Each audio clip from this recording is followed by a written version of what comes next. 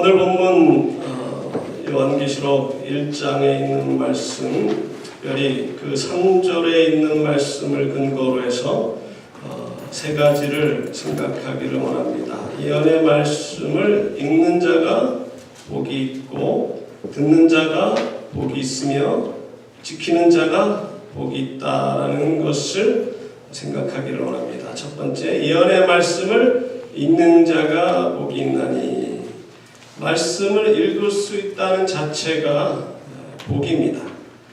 이건 단순히 몸이 건강하여서, 특별히 눈이 건강하여 하나님 말씀을 읽을 수 있는 것 그 이상의 의미를 내포하고 있습니다. 이것은 주님의 말씀을 사모하는 마음이 있다는 것이고, 하나님을 사랑하는 마음, 말씀이 진리의 말씀이라는 것을 인정하는 마음 등등이 내포되어 있다는 것이죠.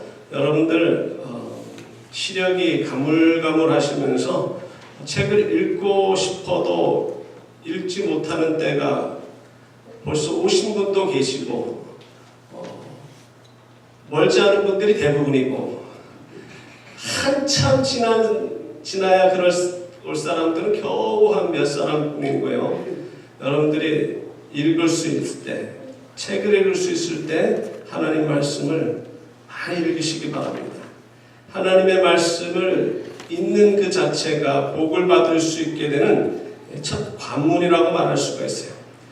그런데 특별히 요한계시록의 말씀을 읽고 바르게 이해할 필요가 있습니다.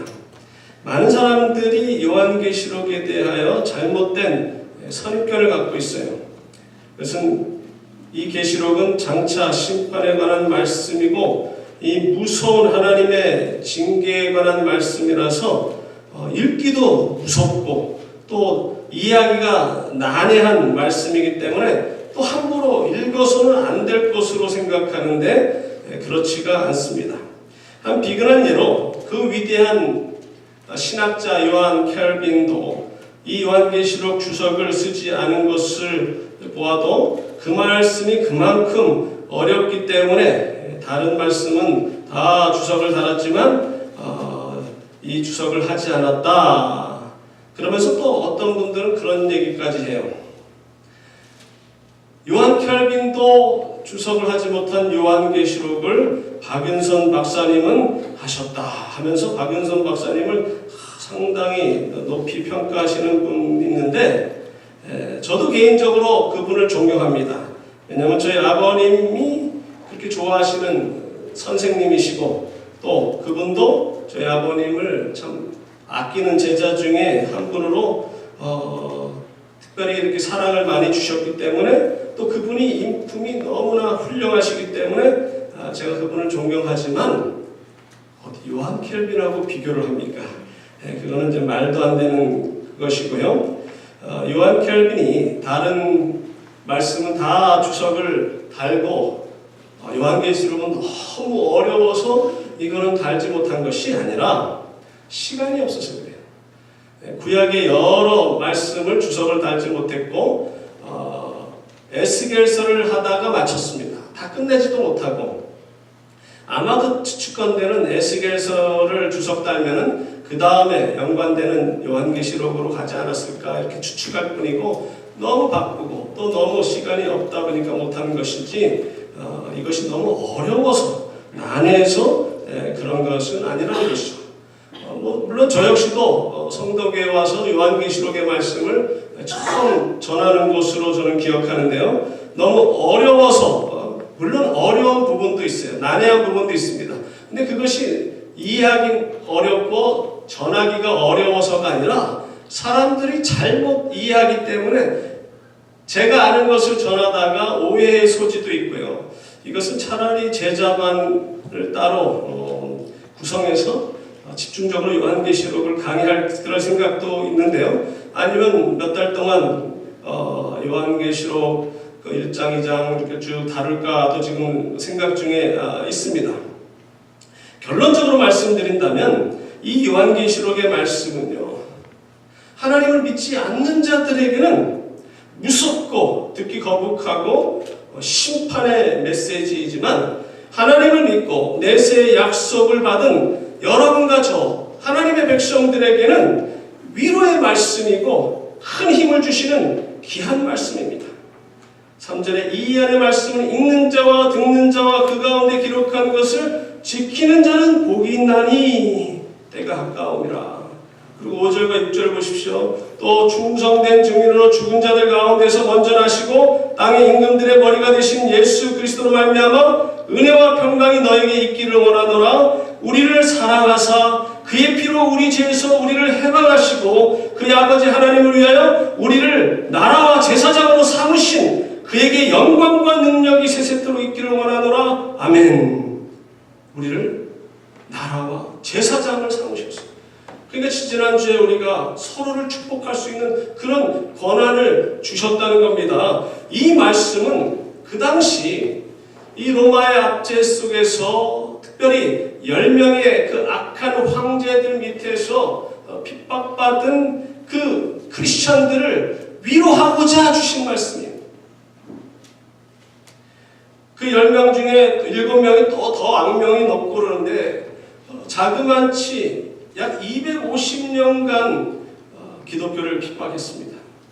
이 계시록은 그 로마의 도미티안 황제의 통치 말기 그 요한이 밤모습에서 유배됐을 때 주후 95년 혹은 96년경에 쓰여진 것으로 추정합니다. 그것이 사실이라 가정하에 그때 쓴 걸로 95년 전후에서 쓴 것으로 보는데요.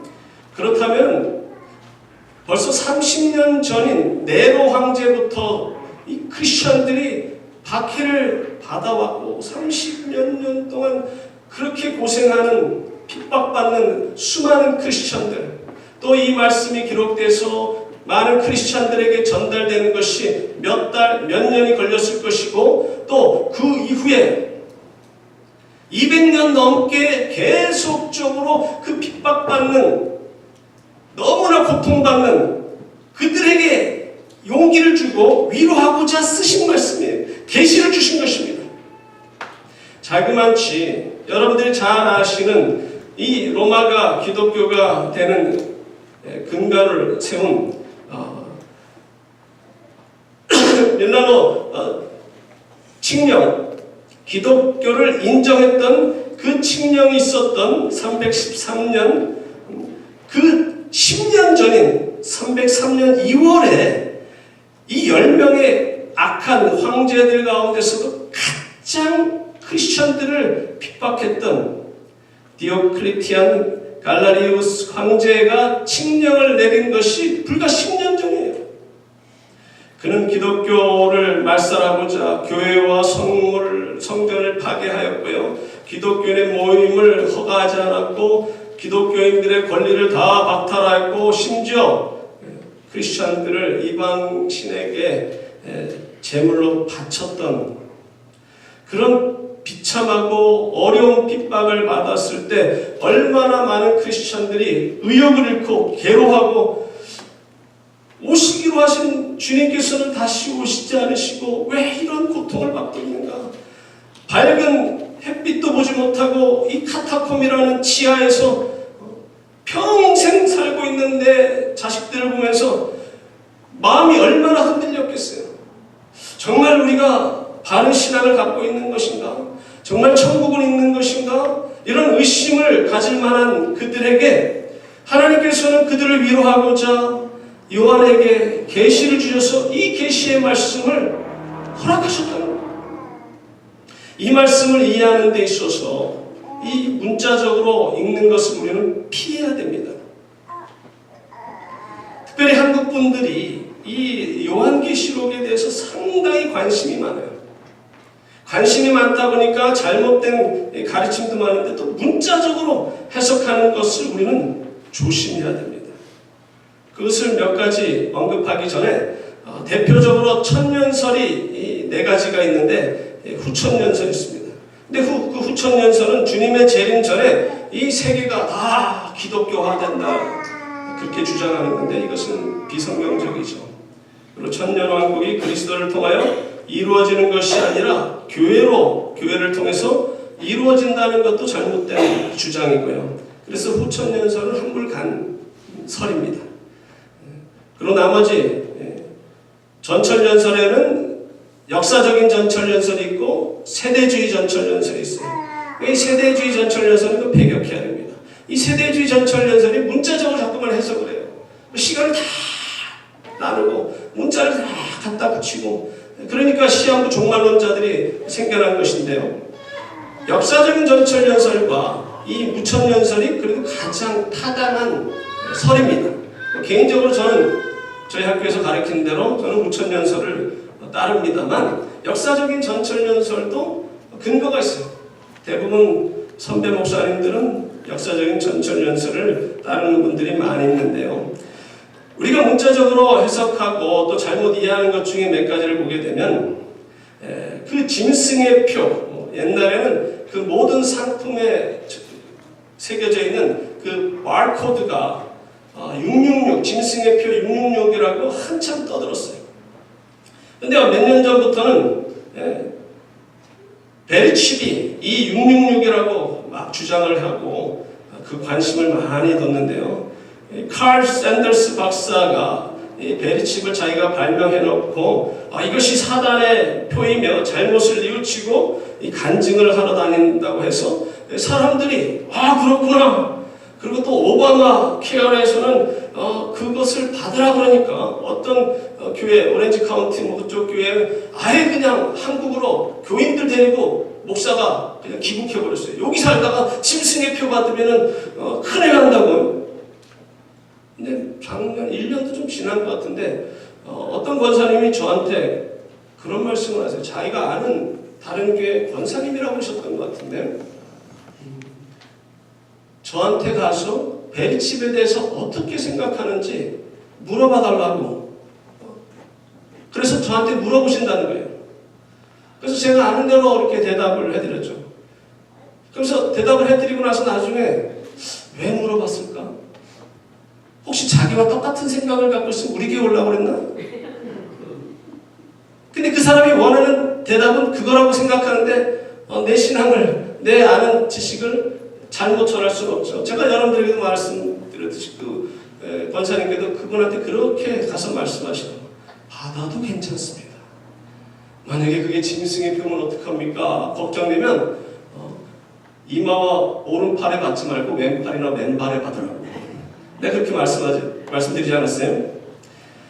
이 칼 샌더스라는 사람은요, 박사도 아니에요. 박사 학위를 딴 적도 없고 베르칩에서 만드는데 그것을 발명했다는 것도 터무니없는 거짓말이고, 이 사람은 1994년 이 바코드가 상용화될 때 똑같은 주장을 했던, 그래서 교회에서 징계를 받은 적이 있었던 상습적인 사기꾼입니다. 근데 그 사람 말을 듣고 기가 너무 사람들이 옅어서 그 발명한 사람이 그렇대 그러면서 현혹이 되는 참 안타까운 경우가 있는데요. 그리고 또 적그리스도에 관해서도 마찬가지입니다. 과거에는 나폴레옹, 히틀러가 적그리스도라고 그러고 천주교 교황은 매번 거론되고요. 적그리스도의 대표적인 사람으로 거론되고, 유럽연합이 시작되어 81년에 10개의 나라가 딱 되니까 바로 성경에 나오는 그 10불이다.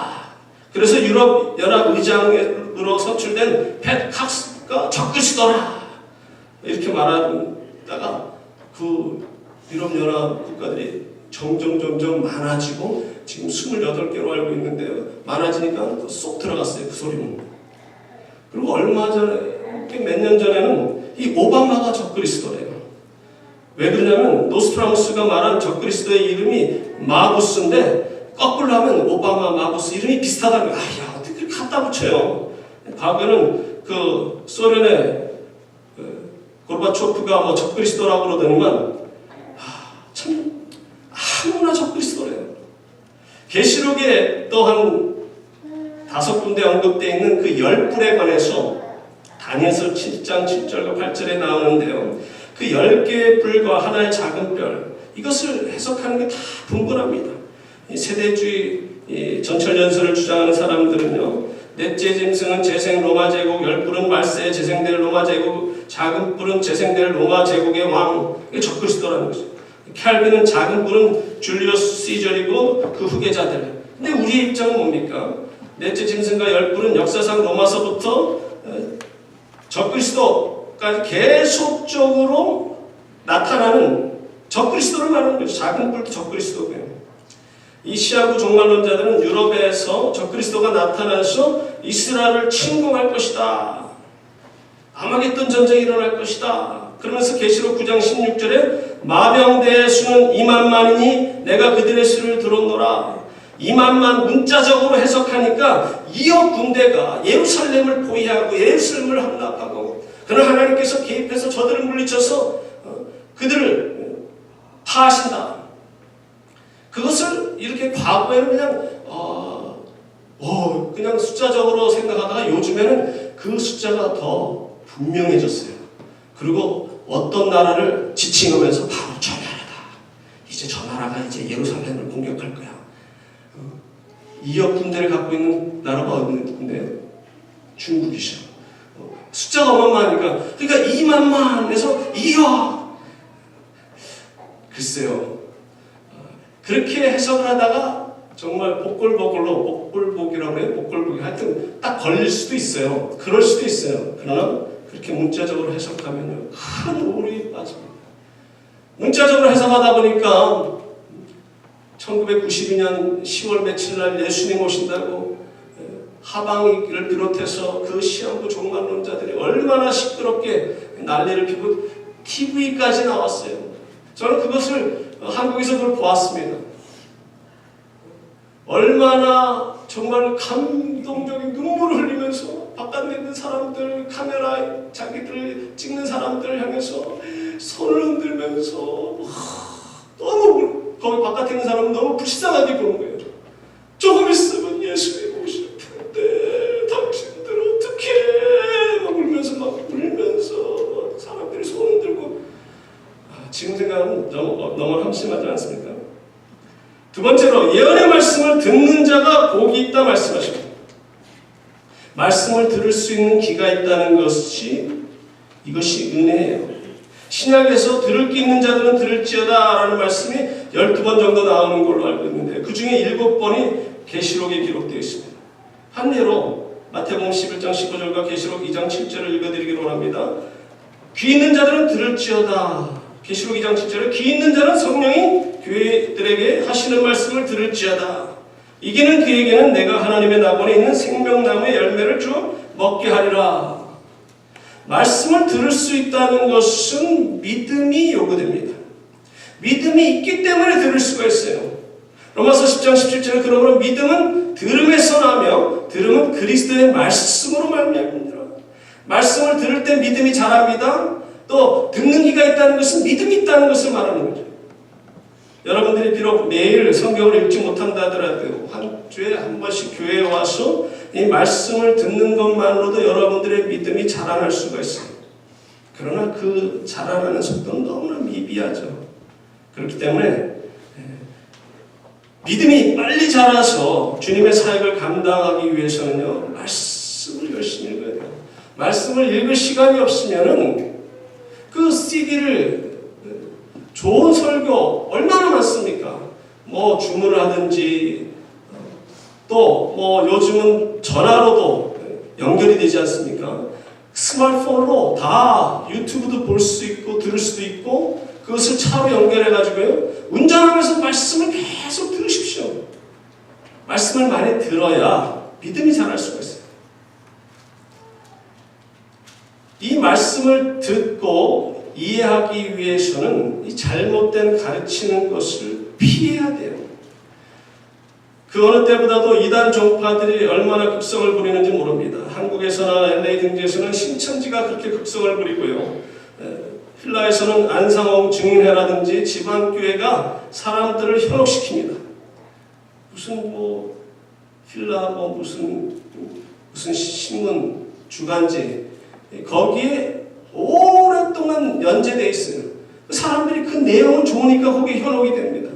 그래서 교회협의회에서 그것을 경고를 했습니다. 내지 말라. 경고를 듣는지는 아직 좀 두고 봐야 되는데요. 근데 할 수 없이 낸대요. 왜냐하면 선물을 받았기 때문에. 이게 참 안타까운 거죠.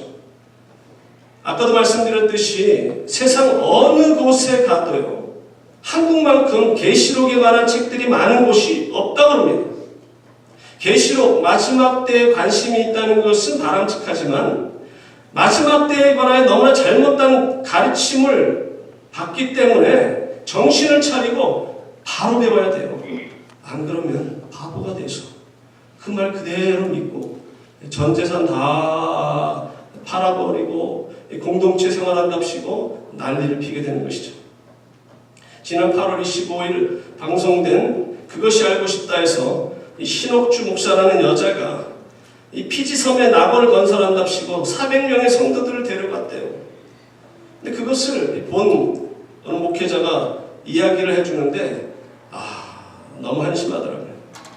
그들은 여권이 빼앗기고요. 매일 12시간 이상 중노동을 하고 임금도 받지 못하고 귀국은커녕 외출조차도 할 수 없는 거의 감금 상태에서 귀신을 쫓고 영혼을 맑게 한다는 명목으로 타작마당을 한대요.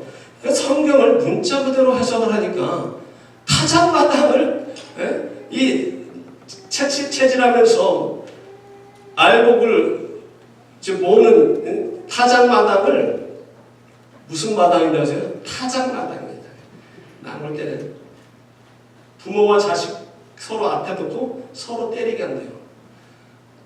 그러면 너무가 약하게 때리면 옆에서 담당자가 세게 때려. 그렇게 약하게 때려서는 어떡하냐고. 더 세게 때려. 할 수 없이 자기 아들, 자기 딸, 자기 부모를 팍 때려. 그래야 이 속에 있는 이 악령이 나가고 맑아진다.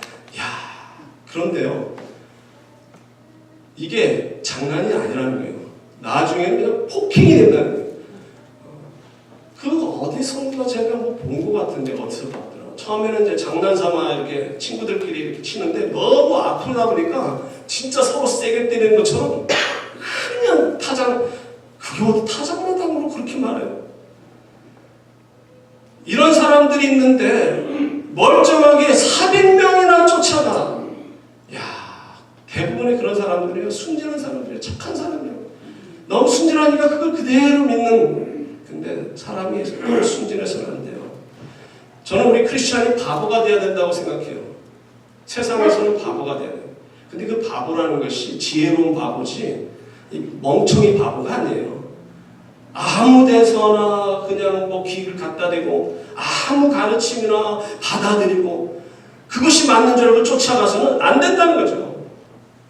그 14만 4천에 관해서도 그 여호와의 증인이 자기네들 그 믿는 사람들만 14만 4천이라고 문자적으로 해석을 하잖아요. 근데 나중에 14만 4천이 넘어가니까 숫자가 많아지니까 더 이상 가르치지 않아요.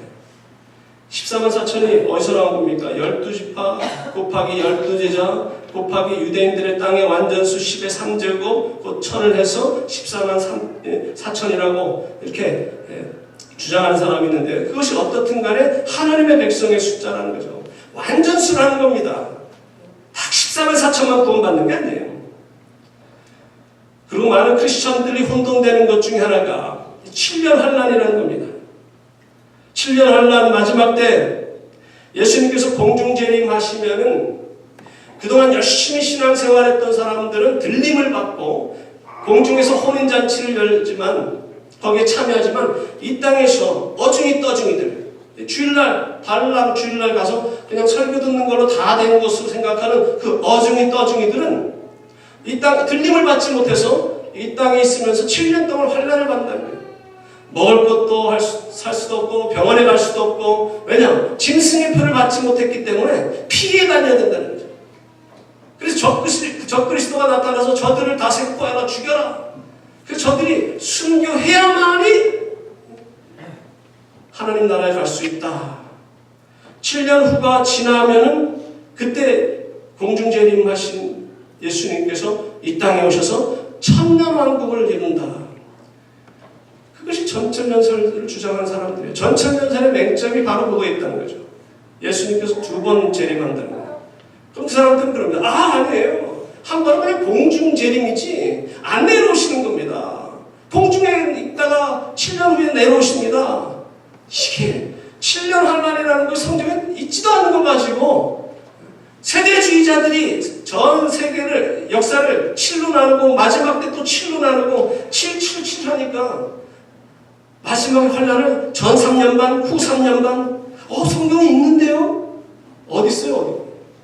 그 사람들이 주장하는 게 뭐냐면 다니엘서 7장 15절에 그가 장차 말로 지극히 높으신 자를 대적하며 또 지극히 높으신 자의 성도를 괴롭게 할 것이며 그가 또 때와 법을 변개코자 할 것이며 성도는 그의 손에 붙임 받아요 한 때와 두 때와 반 때를 지나리라. 또 계시록에도 있습니다. 12장 14절에 그 여자가 큰 독수리 두 날개를 받아 광야 자기 곳으로 날아가 거기서 그 뱀의 낯을 피하여 한 때와 두 때와 반 때를 양육받으네. 한 때, 두 때, 반 때, 3년, 때를 년으로 해석해서 3년 반, 전 3년 반, 후 3년 반, 합해서 7년 한란. 아니라는 거죠. 이것은 무슨 의미냐면요.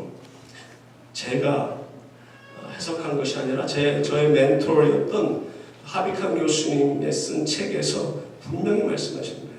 마지막 주님의 재림이 가까울 때 그 핍박, 그 고난의 강도가 한때보다는 두 때 강해진다는 겁니다.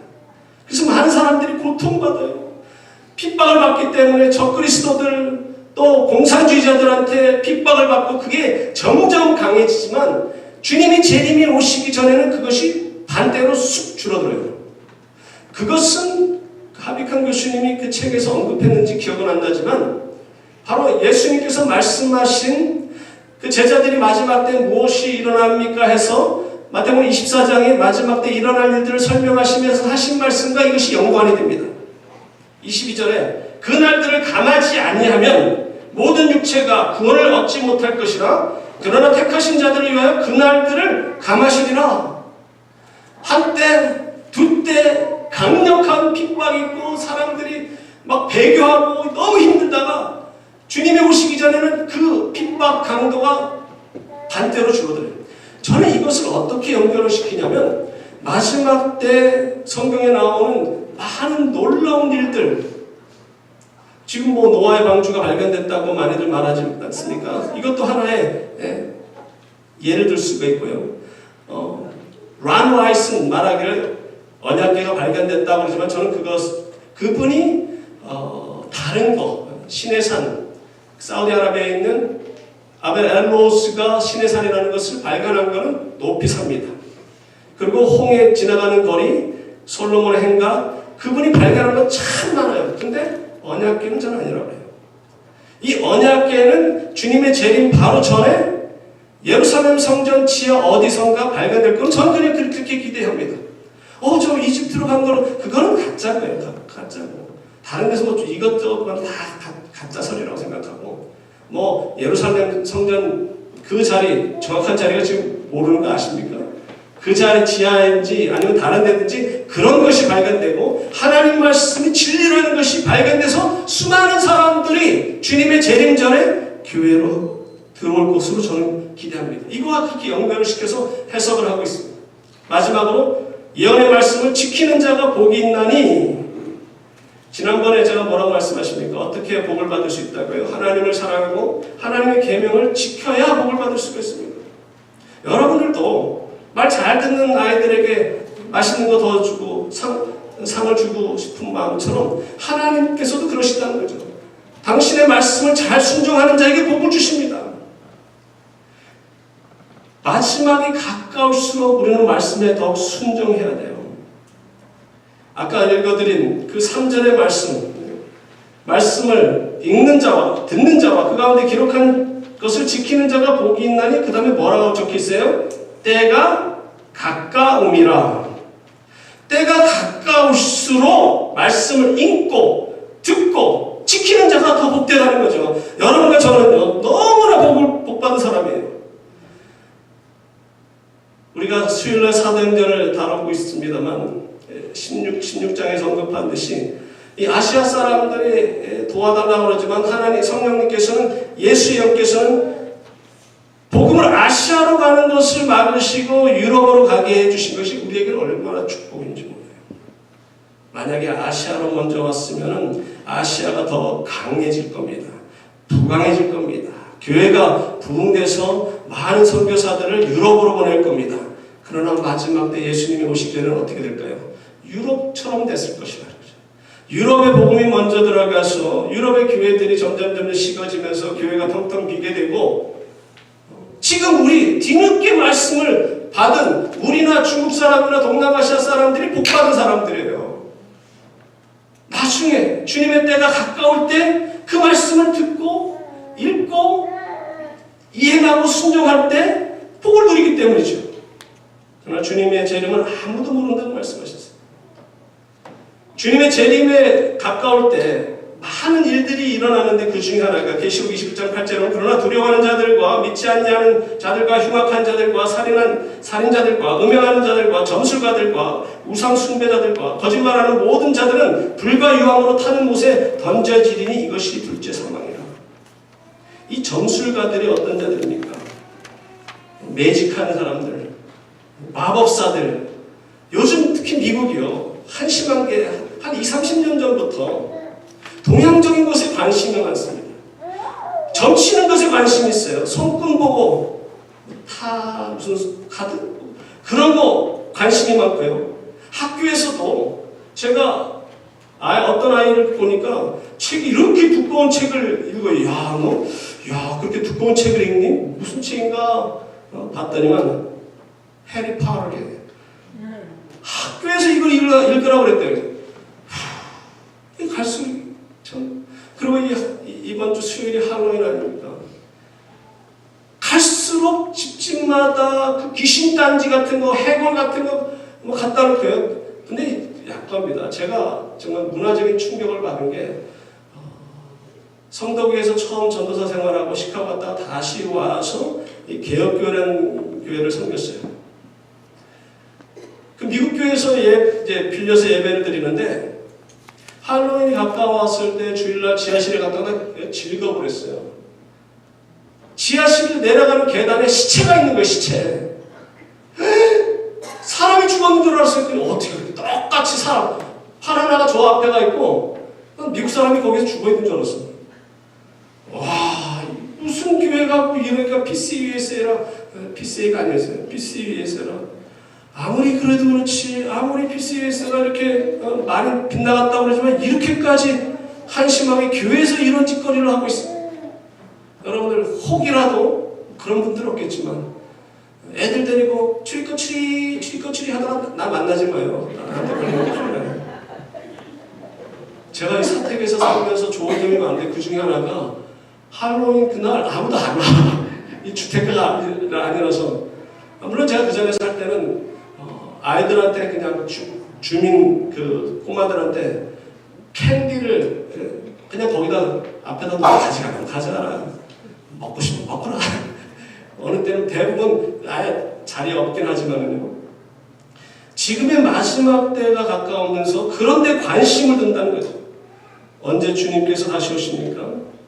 주님이 가까우실 때는 이 자연의 그 현상들, 일어나는 일들 보면서 주님이 말씀하시는 마태복음 24장이나 여러 요한계시록이나 여러 말씀을 통해서 그때를 분별할 수가 있어요. 마치 주님께서 마태복음 16장 3절에 아침에 하늘이 붉고 흐리면 오늘은 날이 굳겠다 하나니 너희가 날씨는 분별할 줄 알면서 시대의 표적은 분별할 수 없느냐. 저는 그런 기록을 아직 보지 못했습니다만 누군가가 그런 통계를 좀 냈으면 좋겠어요.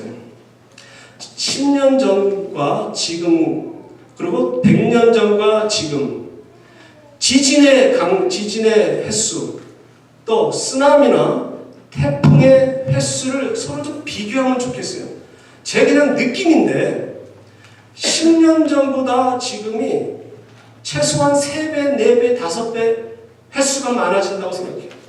100년 전보다는 20-30배가 많아졌을까 생각해요. 그거 아니 한국에 태풍이 왔는지 얼마 전에 또 왔다 그러고 빗나갔다 그러고 일본을 뭐 강타했다 그러고 뭐 여기저기서 지금 난리의 소문에 지금 지진에 난리를 피지 않습니까? 때가 가깝다는 겁니다. 때가 가까울수록 히브리서 10장 25절에 모이기를 힘쓰라 말씀하십니다. 그럼 모여서 뭘 하라는 거예요? 친구하라는 겁니까? 모여서 하나님께 예배드리고 말씀 공부하라는 거예요. 그리고 모이고 힘쓰라는 게 바로 앞절에 14절에 뭐라고 말씀하세요? 서로 돌아보아 사랑과 선행을 격려하며 모여서 하나님 말씀 나누고 말씀 듣고 하나님께 예배드리고 또 그리고 나가서는 서로 돌아보고 사랑과 선행을 하면서 복음을 전하라는 거예요. 왜 복음 전하는데 힘써야 됩니까? 그날이 가까울수록 구원을 얻을 기회의 시간이 점점 짧아지기 때문이라는 겁니다. 디모데후서 4장 1절과 2절에 보면 이전에 너는 말씀을 전파하라 때를 얻든지 못 얻든지 항상 힘쓰라 하면서 바로 앞절 1절에 뭐라고 말씀하세요? 그가 나타나실 것과 그의 나라를 두고 엄히 명하노니 재림의 날이 가까웠기 때문에 말씀을 더 열심히 전파하라는 거예요.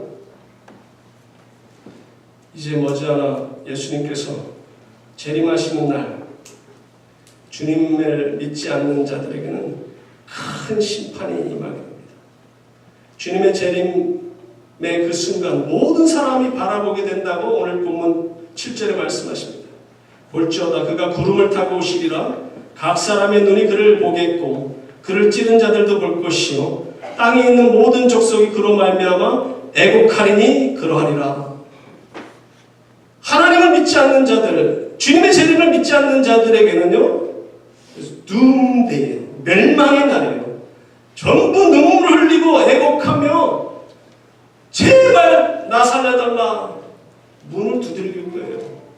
과거 노아의 방주를 두들겼던 사람들처럼 예수님의 그 열처녀 비유에서 어리석은 5 처녀가 기름을 나중에 준비해서 문을 열어달라고 아무리 소리 질러도 문은 열려요. 구원의 문은 닫혔고 멸망의 날이 그들에게 임하지만 여러분과 저는 영원한 하나님의 나라. 이 땅에서 뭐 1000년을 왜 있어요? 이 1000년이라는 것은 긴 시간을 말씀하시는 거예요. 주님의 재림 순간 우리는 들림을 받고 영원한 하나님의 나라로 갈 것이에요.